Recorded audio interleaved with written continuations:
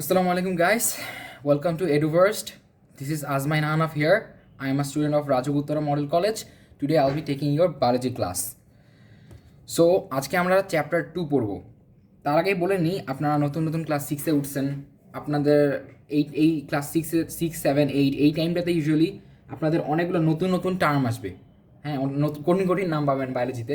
অনেকে এগুলো টার্ম দেখে ভয় পেয়ে যায়, হ্যাঁ, যে এগুলো কীভাবে এত কঠিন কঠিন টার্ম তো জীবনও দেখি নেই। তো সব কিছুতে একটা নতুন স্টার্ট হয়। সো আপনারা নতুন একটা চ্যাপ্টার স্টার্ট হলো আপনার লাইফে, এই টাইমে বায়োলজিটাতে একটু ফোকাস করবেন এবং বায়োলজির যে টার্মগুলো আছে কঠিন কঠিন ওগুলো বারবার বলে বলে রপ্ত করা ট্রাই করবেন, মুখের মধ্যে রাখা ট্রাই করবেন আর মুখস্থ করা ট্রাই করবেন। এগুলো বায়োলজিতে একটু হালকা পাতলা মুখস্থ করতে হয় ভাই, এটা কিছু করার নেই। তো যেগুলো টার্ম আছে কঠিন কঠিন ওগুলো টার্মগুলো আপনারা মুখস্থ মনে রাখার ট্রাই করবেন। আর আমি আপনাদের জন্য জিনিসটাকে ইজি করে দেওয়ার ট্রাই করবো, বুঝাই দিচ্ছি সুন্দর মতো। আপনারা একটা খাতা নিয়ে বসেন, সুন্দর মতো নোটসগুলো তুলেন এবং আমি যেগুলো বলছি সেগুলো ফলো আপ করেন। এগুলো করলে ইনশাল্লাহ আপনাদের আর কিছু লাগবে না। So let's get started. আজকে চ্যাপ্টার 2 নাম হচ্ছে জীব জগৎ। বুঝতে পারতেছেন নাম শুনে, যে এখানে জীবদের যে একটা জগৎ আছে সেটা নিয়ে আলোচনা করা হবে। আর আমরা চারপাশে যেগুলো দেখতে পাই যা কিছু আছে সব কিছুকে আমরা দুইটা ক্যাটাগরিতে ভাগ করতে পারি, দুইটা। একটা হচ্ছে জীব আর একটা হচ্ছে জড়। তো জীব কোনটাকে বলবো আর জড় কোনটাকে বলবো? জীব হচ্ছে যেগুলার জীবন আছে সেগুলাই হচ্ছে জীব। সহজ বাংলা যদি বলি, যে যেগুলো জীবন আছে সেগুলাই জীব, আর যেগুলো জীবন নাই সেগুলো হচ্ছে জড়। আমাদের কলম, এই খাতা মানে যা কিছু আছে, আমরা যেগুলো ইনস্ট্রুমেন্ট ইউজ সবগুলো জড় ক্যাটাগরিতে। আর আমি, আপনি, তারপর গরু, ছাগল এগুলো হচ্ছে জীবের ক্যাটাগরিতে পড়ে। সো এই চ্যাপ্টারটাতে আমরা জীবের যে ক্যাটাগরি, বিভিন্ন ক্যাটাগরি জীবের বৈশিষ্ট্যগুলো কী কী এগুলো নিয়ে আলোচনা করব। সো জীব জিনিসটা কি, এটাকে আমরা আইডেন্টিফাই করতে হলে আমাদেরকে আগে জীবের যে বৈশিষ্ট্যগুলো আছে ওগুলো জানতে হবে। সো বৈশিষ্ট্যগুলো কী কী? জীবের 1 নম্বর যে বৈশিষ্ট্য আছে সেটা হচ্ছে চলন। চলন অর্থাৎ জীব হচ্ছে এক স্থান থেকে অন্য স্থানে মুভ করতে পারে, মানে এদের চলনের ক্ষমতা আছে। গরু, ছাগল, হাঁস, মুরগি আপনারা যেটাই দেখতে পান, মানুষ সবাই কিন্তু মুভ করতে পারে মোটামুটি। এখন আপনারা যদি খেয়াল করে থাকেন যে উদ্ভিদ কিন্তু কখনো মুভ করে না এক স্থান থেকে অন্য স্থানে, সেক্ষেত্রে কি এটা জীবের ক্যাটাগরিতে পড়ে না? হ্যাঁ ভাই, এটা জীবের ক্যাটাগরিতে পড়ে। কারণ কি, এখন চলন কীভাবে ঘটে এদের? যখন উদ্ভিদ ছোট থেকে যখন বড় হয় জিনিসটা, তখন এদের যে বৃদ্ধি ঘটে, শাখা প্রশাখার বৃদ্ধি ঘটে, শাখা প্রশাখার বিভিন্ন মূল ছড়ায় পড়ে মাটির মধ্যে, তারপরে ডালপালা ছড়ায় পড়ে চারদিকে, এটাকে চলনের ক্যাটাগরিতে ফেলবো আমরা। সো উদ্ভিদ এবং প্রাণী উভয়ই চলনের ক্ষমতা রয়েছে এবং এটা জীবের আন্ডারে পড়ে। সো এরপরে আসছে খাদ্য গ্রহণের যে বৈশিষ্ট্যটা। আমরা যে চলন, রেচন এগুলো কাজকর্ম করে থাকি, এগুলোর জন্য আমাদের শক্তি প্রয়োজন হয় না? এই শক্তিগুলো আমরা ইউজুয়ালি খাবার থেকে পেয়ে থাকি, খাদ্য। হ্যাঁ, এখান থেকে আমরা শক্তি পেয়ে থাকি। আমরা প্রাণী এবং মানুষ এরা খাদ্য গ্রহণ করার মাধ্যমে শক্তি পেয়ে থাকে। আর উদ্ভিদরা সালোক সংশ্লেষণের মাধ্যমে সূর্যের আলো থেকে গ্লুকোজ তৈরি করে, এই গ্লুকোজটা তারা শক্তি হিসেবে কাজে লাগায়। সো খাদ্য গ্রহণ উভয় করে থাকে উদ্ভিদ এবং প্রাণী। এরপর আসছে প্রজনন। আমাদের যে হিউম্যান রেস আছে, বিভিন্ন প্রাণীর যে বংশবৃদ্ধি ঘটে, আমাদের তো সংখ্যা বৃদ্ধি ঘটে। একটা কলমকে তুমি যদি একটা জায়গায় রেখে দাও, এই যে কলমটা এখানে রেখে দিলাম, হ্যাঁ, 10 বছর পর যদি আমি দেখি কলমটা কিন্তু সংখ্যায় বৃদ্ধি পাবে না, একটাই থেকে যাবে। একটা কলম আছে, একটা কলমই থেকে যাবে। বাট মানুষের ক্ষেত্রে সেটা ডিফারেন্ট। মানুষ এবং প্রাণীদের ক্ষেত্রে, জীবের ক্ষেত্রে সংখ্যা বৃদ্ধি ঘটে। জীবের প্রজনন ক্ষমতা আছে। জীব বংশ পরম্পরায় নিজের মানে বংশবৃদ্ধি করে থাকে। এরপর আসছে রেচন। রেচনের যে প্রক্রিয়াটা, সেটা হচ্ছে দেহ থেকে বজ্র পদার্থ বের করে দেওয়ার যে প্রসেসটা, সেটাই হচ্ছে বেসিক্যালি রেচন। তো এই রেচনটা হচ্ছে মানে বিভিন্ন বজ্র পদার্থ বলতে বিভিন্ন রকম বজ্র পদার্থ রয়েছে। যেমন হচ্ছে নাইট্রোজেন ঘটিত বিভিন্ন বজ্র পদার্থ, যেমন আমার মল মূত্র, তারপরে হচ্ছে এমনকি আমরা যে কার্বন ডাইঅক্সাইড ত্যাগ করি না নাক দিয়ে শ্বাস প্রশ্বাসের সাহায্যে, ওই কার্বন ডাইঅক্সাইডটাও রেচনের একটা মানে বজ্র পদার্থ ত্যাগ করা। তো আলটিমেটলি যে কোনো জীবই কিছু না কিছু বজ্র পদার্থ হিসাবে দেহ থেকে বের করে দেয়, সেটাই হচ্ছে রেচন। এরপর সাথে অনুভূতি। আপনাকে যখন আপনার বাবা মা মারে, থাপ্পড় মারে যখন, তখন ব্যথা লাগে না? মানে খুব কষ্ট লাগে না? এটা হচ্ছে অনুভূতি একটা। পেইন, এই যে পেইন ফিল করেন, মেন্টাল বা ফিজিক্যাল পেইন, এই জিনিসটা হচ্ছে অনুভূতি। বাট একটা জিনিসকে, এই কলমটাকে যদি আমি ভেঙেও ফেলি, কলমটা কিছু ফিল করবে না? ফিল করবে না, বিকজ এটা অনুভূতির ক্ষমতাটা নাই। সো যেগুলা যা পৃথিবীতে যা কিছু আছে যেগুলোর অনুভূতির ক্ষমতা আছে, সেটা হচ্ছে জীবের ক্যাটাগরিতে পড়ে। এরপর হচ্ছে শ্বাস প্রশ্বাস। আমরা যে এখন যে বসে আছি এই জায়গায়, আমরা শ্বাস প্রশ্বাস গ্রহণ করছি কনস্ট্যান্টলি শ্বাস প্রশ্বাস গ্রহণ করতেছি আমরা, এই অক্সিজেন গ্রহণ করতেছি আর কার্বন ডাইঅক্সাইড ত্যাগ করতেছি। সো এই যে প্রসেসটা, এটাই হচ্ছে বেসিক্যালি শ্বাস প্রশ্বাস। এরপর হচ্ছে বৃদ্ধি। আপনি যখন প্রথম জন্মগ্রহণ করছেন, তখন আপনার এতটুকু ছিলেন, আপনি এতটুকু, হ্যাঁ ছোট ছিলেন অনেক। এখন দেখেন আপনি কত বড় হয়েছেন। সো যে কোনো জিনিসের বৃদ্ধি ঘটে। এই কলমটাকে আমি এখানে রেখে দিলে 10 বছর পর কি বড় হবে? না, বড় হবে না। বাট আপনারা 10 বছর পরে আরও অনেক বড় হবেন, অনেক বেশি ম্যাচিওর হবেন। উদ্ভিদের ক্ষেত্রেও তাই। উদ্ভিদ গাছ এতটুকু থেকে এত বড়, বিশাল বড় হয়ে যায়, আমাদের থেকে বড় হয়ে যায় উদ্ভিদ। সো এইখানে মানে জীবের, যে কোনো জীবেরই বৃদ্ধি হওয়ার যে অ্যাবিলিটি ওইটা আছে। এরপরে আসতেছে অভিযোজন। অভিযোজন জিনিসটা কি? অভিযোজন হচ্ছে পরিবর্তিত পরিস্থিতি, এটা মাথায় রাখবেন। পরিবর্তিত পরিস্থিতি নিজের সাথে নিজেকে খাপ খাইয়ে নেওয়ার যে ক্ষমতা, ওইটাই হচ্ছে অভিযোজন। এটা পরীক্ষায় আসতে পারে, অভিযোজন কাকে বলে। সো এটা আসলে সুন্দর মতো লিখে দেবেন যে পরিবর্তিত পরিস্থিতিতে নিজের সাথে সাথে নিজেকে খাপ খাইয়ে নেওয়ার যে ক্ষমতা, তাকে অভিযোজন বলে। সো এইখান থেকে এই পার্টটা থেকে এই কোশ্চেন যেটা আসতে পারে সেটা হচ্ছে উদ্ভিদের প্রধান বৈশিষ্ট্যসমূহ উল্লেখ করো। সো বৈশিষ্ট্যসমূহ উল্লেখ করলে ট্রাই করবেন 8টা পয়েন্টই দেওয়ার জন্য। যদি উচ্চতর দক্ষতা আসে তাহলে 8টা পয়েন্ট দিলে আপনি ফুল মার্কস পেয়ে যাবেন। আর যদি না পারেন অ্যাটলিস্ট ভাইয়া 6টা পয়েন্ট দিন। সবসময় চেষ্টা করবেন, আপনাদের জন্য প্রো টিপ হচ্ছে একটা, যে সবসময় পয়েন্ট বেশি দেওয়ার ট্রাই করবেন, ঠিক আছে ভাইয়া? ভিতরে কথা আপনার ডিটেলসে লিখতে হবে না, 1-2 লাইনে লিখলেই যথেষ্ট প্রত্যেকটা পয়েন্টের জন্য। বাট পয়েন্টের সংখ্যা বাড়ানোর চেষ্টা করবেন, টিচাররা এটাতে অনেক ইমপ্রেসড হয়। সো এই গেল এই পাঠের পড়া। এরপরে আসতেছে পার্ট 2। পার্ট 2তে বেসিক্যালি আমরা জীব যে জগৎ আছে ওইটাকে আমরা একটা ক্লাসিফিকেশনে ভাগ করছি, 5টা ভাগে ভাগ করছি ভাই, বুঝছেন? তো আমরা যে চারদিকে অনেক অনেক অনেক লক্ষ লক্ষ জীব আছে, প্রায় 15 লক্ষ প্রজাতি আছে জীবের, বুঝছেন ভাইয়া? তো এই যে প্রজাতি, এতগুলো প্রজাতির মধ্যে কিভাবে আমরা মানে ভাগ করা তো দরকার, একটা মানে সাজানো গুছানো একটা অ্যাপ্রোচ দরকার না আমাদের? তো সাজানো গোছানোর জন্য 1978 সালে বিজ্ঞানী মার্গিউলিস এবং হুইটেকার জীবজগৎকে আধুনিক ক্লাসিফিকেশন অনুযায়ী 5টা ভাগে ভাগ করেন, যে 5টা ভাগে ভাগ করেন। সো এখন একটা সমস্যা হচ্ছে, অনেকে আবার এখানে এটাকে মার্গুলিস পড়েন। মার্গুলিস না ভাইয়া, মার্গিউলিস। এটা সঠিক উচ্চারণ হচ্ছে মার্গিউলিস, মার্গুলিস না। সো মার্গিউলিস এবং হুইটেকার এরা হচ্ছে মানে শ্রেণীবিন্যাসের জনক বেসিক্যালি। মানে শ্রেণীবিন্যাসে মানে এরা হচ্ছে জীবজগৎকে ক্লাসিফিকেশন করেছিল বেসিক্যালি, 5টা ভাগে ভাগ করছিল আধুনিক ক্লাসিফিকেশন অনুযায়ী। আর 5টা ভাগ কী কী? 1 নম্বরে আসছে মোনেরা, 2 নম্বরে আছে প্রোটিস্টা, 3 নম্বরে আছে ফানজাই, 4 নম্বর আছে প্লান্টি, 5 নম্বর আছে অ্যানিমেলিয়া। ট্রাই করবেন এই 5টা নাম, ট্রাই না, আপনাকে মুখস্থ করতে হবে। 5টা নাম অবশ্যই অবশ্যই মুখস্থ রাখতে হবে, আমাদের ব্রেনের মধ্যে রপ্ত করা লাগবে। আপনাকে জিজ্ঞেস করলে যাতে বলতে পারেন যে 5টা শ্রেণী মানে 5টা জগৎ কি, monera, protista, fungi, plantae, animalia. ঝরঝর করা লাগবে জিনিসটা। এরপরে হচ্ছে আরেকটা জিনিস মাথায় রাখবেন যে মোনেরা, ফার্স্ট যে আসতেছে মোনেরা, মোনেরা থেকে প্রোটিস্টা একটু উন্নত, প্রোটিস্টা থেকে একটু ফানজাই উন্নত, ফানজাই থেকে প্লান্টি একটু উন্নত, প্লান্টি থেকে অ্যানিমেলিয়া সবচেয়ে উন্নত। সো এইভাবে সিকোয়েন্স অনুযায়ী আসছে জিনিসটা। এখন আমরা এগুলার বৈশিষ্ট্যগুলো দেখবো, কী কী বৈশিষ্ট্য আছে এগুলোর মধ্যে। সো ফার্স্টে আসতেছে মোনেরার কথা। মোনেরা এককোষী, মানে এরা আমাদের দেহের মধ্যে যেমন কোটি কোটি কোষ আছে, এদের দেহের মধ্যে মাত্র একটা কোষ আছে। এই একটা কোষ দিয়ে এরা যত সব কাজকর্ম আছে, রেচন, চলন, সব কিছু সম্পন্ন করে থাকে। অর্থাৎ এরা এককোষী। এই এক কোষের মধ্যে এই নিউক্লিয়াস, তারপরে মাইটোকন্ড্রিয়া, যা কিছু আছে সব কিছু আছে। এরপরে আসতেছে সুগঠিত নিউক্লিয়াস নেই। সুগঠিত নিউক্লিয়াস জিনিসটা কী ভাই? এখানে নিচে একটা চিত্র দেখতে পাচ্ছেন, এখানে আমরা চিত্র আঁকছি যে সুগঠিত নিউক্লিয়াস কীরকম হয়। এখন সুগঠিত নিউক্লিয়াসে ইউজুয়ালি যে চারদিকে একটা প্রাচীরের মতো দেখতেছেন না ভাই, এই প্রাচীরের মতো, এই প্রাচীরটা হচ্ছে সুগঠিত নিউক্লিয়াসের খালি থাকে। যাদের এই প্রাচীরটা থাকবে না তারা হচ্ছে আদি নিউক্লিয়াস যুক্ত, মানে সুগঠিত নিউক্লিয়াস নয়। যেই নিউক্লিয়াসে সুগঠিত নয় সেটাকে আমরা আদি নিউক্লিয়াস যুক্ত বলি। সো অর্থাৎ মোনেরাদের আদি নিউক্লিয়াস রয়েছে, অর্থাৎ ওদের দেহের কোষের মধ্যে নিউক্লিয়াসের এই প্রাচীরটা নাই। এগুলো জিনিসগুলোর ভিতরে জিনিসগুলো ছড়ায় ছিটায় থাকে। সো এদের আদি নিউক্লিয়াস যুক্ত।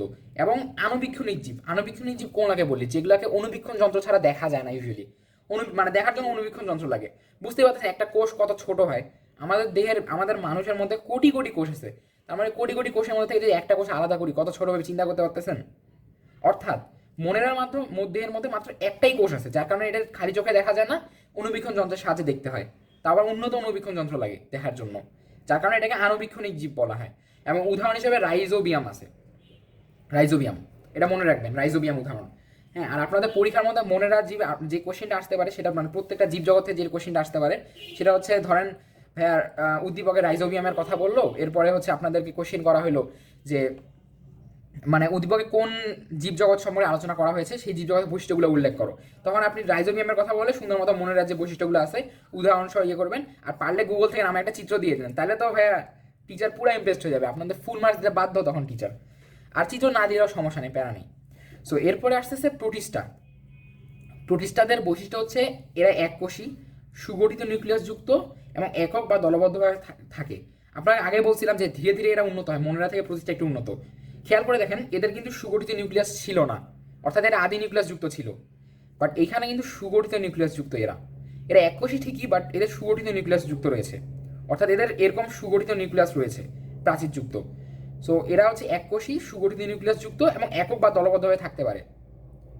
মানে একক বা দলবদ্ধ মানে এরা এরা এদের যদি আপনি ইউজুয়ালি দেখেন তাহলে একা একটা প্রতিষ্ঠা পাবেন আপনি, অথবা দলবদ্ধভাবে অনেকগুলো প্রতিষ্ঠা থাকবে। সো এটাই হচ্ছে বেসিক্যালি পয়েন্ট আইডিয়া। সো এরপরে উদাহরণের জায়গায় আছে হচ্ছে অ্যামিবা এবং ইউগ্লেনা। আপনাদের খুব সম্ভবত অ্যামিবার চিত্র আঁকানো শিখাবে আপনাদের যেই স্কুল বা কলেজে যেখানে পড়েন আপনারা, সেখান থেকে অ্যামিবার চিত্র আঁকানো শিখাবে, সেখান থেকে আপনারা পারলে অ্যামিবার চিত্র দিয়ে দিন একটা, তাহলে অনেক মানে টিচার অনেক সেই লেভেলে ইমপ্রেসড হবে। বাইরে যদি ট্রাই করবেন সবসময় বেশি বেশি করে যত বেশি পারেন চিত্র দেওয়ার জন্য। So next page. এরপরে আসতেছে ফানজাইয়ের কথা। ফানজাইয়ের সুগঠিত নিউক্লিয়াস যুক্ত এরা পরভোজী বা মৃতভোজী এবং এককোষী বা বহুকোষী, এবং উদাহরণের মধ্যে রয়েছে ইস্ট, পেনিসিলিয়াম, মাশরুম। আচ্ছা, আসি ফার্স্ট পয়েন্টে। সুগঠিত নিউক্লিয়াস কি এটা তো আপনাকে আগে বলছি, আমি চিত্র সহ দেখাইছি। সো ওটা আশা করি জানেন, যেগুলো প্রাচীর আছে সেগুলো হচ্ছে সুগঠিত নিউক্লিয়াস যুক্ত। এরপরে আসতেছে পরভোজী বা মৃতভোজী। পরভোজী মানে কি? যেগুলো হচ্ছে নিজের খাদ্য নিজে তৈরি করতে পারে না। উদ্ভিদ যেমন জানে নিজের খাদ্য নিজে তৈরি করে, বিকজ দেহের মধ্যে ক্লোরোফিল নামে একটা পদার্থ থাকে। বাট ফানজাই যে ছত্রাক, অর্থাৎ ছত্রাকের মধ্যে ক্লোরোফিল জিনিসটা থাকে না, অর্থাৎ যার কারণে এরা খাদ্যের জন্য অন্যের উপর নির্ভরশীল, যার কারণে পরভোজী। আর মৃতভোজী মানে হচ্ছে মরা পচা গোবর টোবর এগুলোর মধ্যে জন্মায় এবং এগুলোর উপরে খায় বসবাস করে, এরা বেঁচে থাকে। এরপর সাথে এককোষী বা বহুকোষী। খেয়াল করে দেবেন, আপনাকে বলছিলাম না একটু উন্নত হবে ধীরে ধীরে। এখানে কিন্তু দেখছিলাম আমরা যে এরা হচ্ছে এককোষী, বাট এখানে এই ক্ষেত্রে আমরা দেখতে পাচ্ছি যে এরা এককোষী বা বহুকোষী, অর্থাৎ বহুকোষীও হতে পারে, এদের মধ্যে বহুকোষীও দেখা যায়। এবং এদের উদাহরণ হচ্ছে ইস্ট, পেনিসিলিয়াম, মাশরুম। ইস্ট হচ্ছে বেসিক্যালি পিৎজা কিংবা পাউরুটি, আমরা যে পাউরুটি খাই ওইটা বানানোর জন্য ইস্ট ব্যবহার করা হয়, এই ছত্রাকটা ইউজ করা হয়। আর পেনিসিলিয়াম যেটা, আপনাদের বাবা মায়ের অনেকেরই ডায়াবেটিস আছে, তারা যে ইনসুলিন গ্রহণ করে অনেক সময়, যে দেহের মধ্যে ব্লাড সুগারটা কন্ট্রোলে আনার জন্য ইনসুলিন যে ব্যবহার করে, সেটা বেসিক্যালি পেনিসিলিয়াম থেকে আসে। সেই ইনসুলিনটা পেনিসিলিয়াম থেকে উৎপন্ন করা হয়। আর মাশরুম তো জানেন, মাশরুম অনেকে খাদ্য হিসেবে গ্রহণ করে। আমার পার্সোনাল ফেভারিট আর কি মাশরুম, অনেকে আবার পছন্দ করে না। যাই হোক, নেক্সট পয়েন্ট।